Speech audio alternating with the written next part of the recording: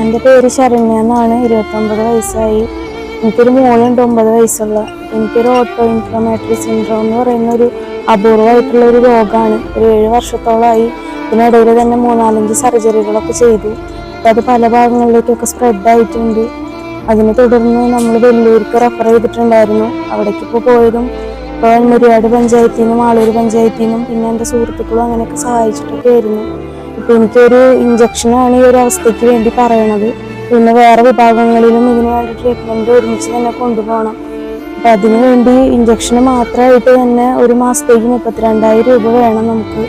പിന്നെ അതുപോലെ തന്നെ വേറെ വിഭാഗങ്ങളിലും ചികിത്സ വരുന്നുണ്ട്. ഇതൊക്കെ ഒരുമിച്ച് കൊണ്ടുപോയാലേ കാര്യമുള്ളൂ. പിന്നെ അതുപോലെ തന്നെ ഇതൊരു ജനിതക രോഗമായതുകൊണ്ട് തന്നെ ജീവിതകാലം മുഴുവൻ ചികിത്സിക്കാനേ നിവർത്തിയുള്ളൂ. അസുഖത്തിൽ നിന്നൊരു മോചനം ഉണ്ടാവില്ല. അപ്പോൾ ഇത് കാണുന്നവർ സഹായിക്കാൻ പറ്റുന്നവരൊന്ന് സഹായിക്കണമായിരുന്നു.